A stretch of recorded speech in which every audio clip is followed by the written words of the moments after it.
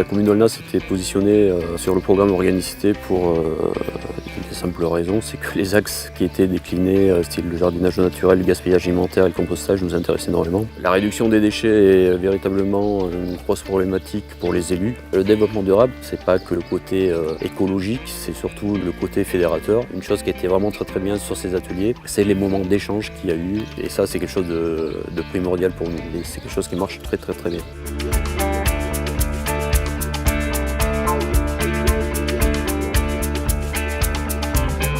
On était 2 ou 3 à faire du compostage, alors que maintenant, je m'aperçois que ça se généralise de plus en plus. Lorsqu'on commence à parler un petit peu avec les jardiniers, on se rend compte qu'il y a des choses qui évoluent, il y a des interrogations qui ont été levées, il y a des pratiques qui commencent aussi à changer. Donc nous, au niveau de la commune d'Aulnat, nous allons nous servir de cette étape pour démultiplier surtout les jardiniers aulnatois. On nous a dit qu'il fallait mettre beaucoup de fleurs pour faire venir certains insectes. Ça permet de mettre de moins en moins de produits toxiques.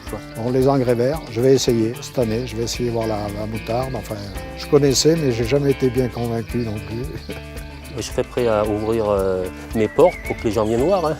Cette année, ce printemps, on n'a pas du tout jardiné comme on jardinait auparavant. Donc, voilà, si ça marchait sur nous, automatiquement, ça peut que marcher sur les autres.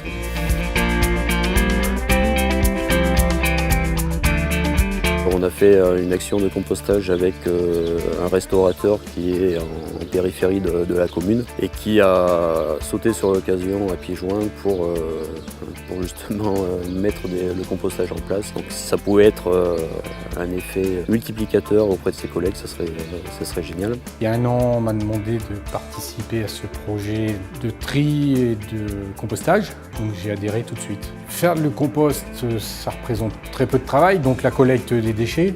Et puis 1 fois par semaine, je brasse le composteur et puis je remets des éléments secs s'il y a besoin. Et en gros, ça représente un quart d'heure de travail par semaine. Ça permet de prendre conscience des quantités de déchets qu'on réalise en fait. J'ai déjà des clients qui m'ont dit qu'ils étaient intéressés. Un jour, si tu en as trop, moi je serais bien intéressé par le compost.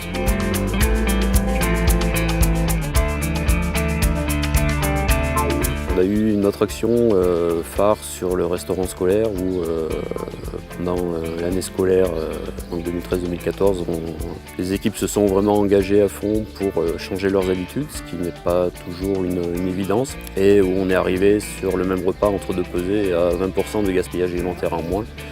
Donc c'est quelque chose qui est énorme.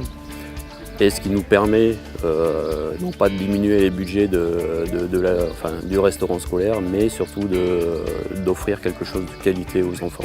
On travaille sur ce projet pour moins gaspiller à la cantine, car chaque année on gaspille de plus en plus et on espère moins gaspiller. Depuis quelques mois, nous avons revu tous les grammages. Comme je commande maintenant juste ce qu'il faut, je sais que je jette moins. Je fais des pesées tout le temps et on voit le résultat. C'est déjà notre 4e pesée et on a déjà fait ce repas en début d'année. Les cuisiniers ont remis ce plat pour essayer que ce plat soit mieux aimé et qu'il y ait moins de gaspillage. L'accompagnement avec le Valtom a été très intéressant. Il faut vraiment que, à mon avis, que toutes les communes se lancent dans des projets fédérateurs comme ceci, parce que ça serait très important. Et on peut vraiment démultiplier ça après sur tous les horizons. Donc c'est super de voir des gens se réunir autour d'une poubelle, entre guillemets.